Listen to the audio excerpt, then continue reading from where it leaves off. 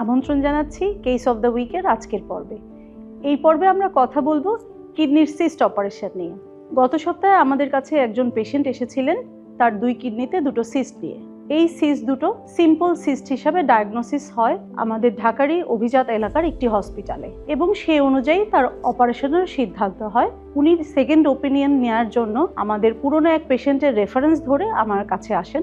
এখানে আসার পরে তার প্রিভিয়াস সিটি স্ক্যান এবং থাইল্যান্ডে করা একটি আলট্রাসোনোগ্রাম দেখে আমাদের মনে সাসপিশন আসে যে তার ডান দিকের সিস্টটি সিম্পল সিস্ট হলেও বাম দিকের সিস্টটি একটু কমপ্লেক্স এবং এখান থেকে ক্যান্সার জাতীয় কিছু হতে পারে। তখন আমরা আমাদের রেডিওলজিস্ট প্রফেসর শাগুফতা ম্যাডামের সাথে কথা বললাম। আমরা সিদ্ধান্ত নিলাম তাকে নতুন করে একটি সিটি স্ক্যান করাবো আমাদের হসপিটালে। নতুন সিটি স্ক্যানের রিপোর্টে আমাদের রেডিওলজিস্ট উনি বললেন যে উনি আমার মতামতের সাথে একমত যে বাম দিকের কিডনির সিস্টটি সিম্পল নয়।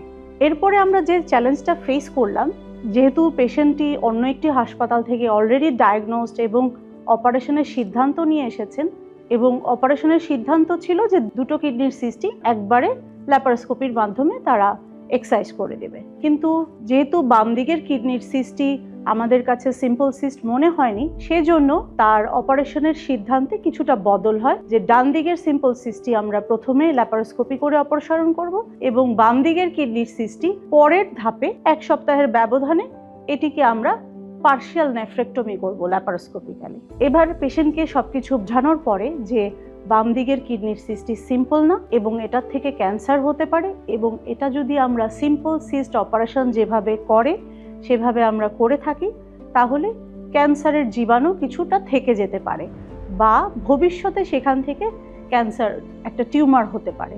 এভাবে বোঝানোর পরে পেশেন্ট রাজি হলেন। আমরা ডান দিকের সিম্পল সিস্টটি আগে করলাম, ল্যাপারোস্কোপিক্যালি সেটাকে রিমুভ করলাম এবং সেটা হিস্টোপ্যাথোলজি করে দেখা গেল সেটি একটি সিম্পল সিস্ট। 1 সপ্তাহ পরে বাম দিকের সিস্টটির আমরা অপারেশন করলাম। বাম দিকের সিস্টটি অপারেশন করা হলো ল্যাপারোস্কোপিক পার্শিয়াল নেফ্রেক্টমি বলে, যে সিস্টের অংশটুকু শুধু একটা ওয়াল না ফেলে সিস্টের ওয়াল যে অংশটা কিডনির সাথে লাগানো আছে সেই অংশটা সহ ফেলে দেওয়া। আমরা এই অপারেশনটি মিনিমালি ইনভেসিভ হয়ে যেমন ল্যাপারোস্কোপি করে মাত্র 3টি ফুটার মাধ্যমে করতে সক্ষম হলাম। এরপরে যখন আমরা এই সিস্টটা হিস্টোপ্যাথোলজি করতে পাঠালাম, রিপোর্ট আসলো যে এই সিস্টের মধ্যে একটি ক্যান্সার জীবাণু রয়েছে এবং এটা গ্রেড 2 ক্যান্সার। তারপরে পেশেন্ট যখন রিপোর্ট নিয়ে আসলেন তাকে আমরা কাউন্সেলিং করলাম এবং পরবর্তী ফলো আপগুলো কীভাবে করব সেটা এক্সপ্লেন করলাম। আমাদের এই কেসের মূল ইম্পর্ট্যান্ট যে ইনফরমেশনটা আমরা জানাতে চাই, এই ধরনের সিম্পল সিস্ট প্রায়ই আমরা পেয়ে থাকি। কিডনিতে 1টা 2টো বা 3টে করে সিম্পল সিস্ট থাকতে পারে, যেগুলো সাধারণত আমরা ফলো আপে রাখি এবং প্রথম দিকে বেসিক একটা সিটি স্ক্যান করে রাখি যে এগুলোতে কোনো ধরনের সলিড কম্পোনেন্ট, কোনো ধরনের সেপটেশন এগুলো আছে কিনা দেখার জন্য, যেগুলো ইন্ডিকেট করে যে এগুলো থেকে পরবর্তীতে ক্যান্সার হতে পারে। আর এই পেশেন্টটা যদি সিম্পল সিস্ট হিসাবে অন্য হাসপাতালে যেরকম অপারেশন হয়ে যাচ্ছিল এরকম যদি হয়ে যেত তাহলে তার ক্যান্সারের জীবাণুটা থেকে যেত এবং এটা ফলো আপেও থাকতো না। দেখা যেত একটা অ্যাডভান্স ক্যান্সার, মেটাস্টেটিক একটা ডিজিজ বা মেটাস্টেটিক একটা ক্যান্সার নিয়ে আমাদের কাছে পরবর্তীতে আসতো এবং তার সেক্ষেত্রে দেখা যেত পুরো কিডনিটাই ফেলে দিতে হতো এবং আদার যে আরও ইমিউনোথেরাপি বা অ্যাডজুভেন্ট আরও যে থেরাপিসগুলো আছে সেগুলো নিতে হতো।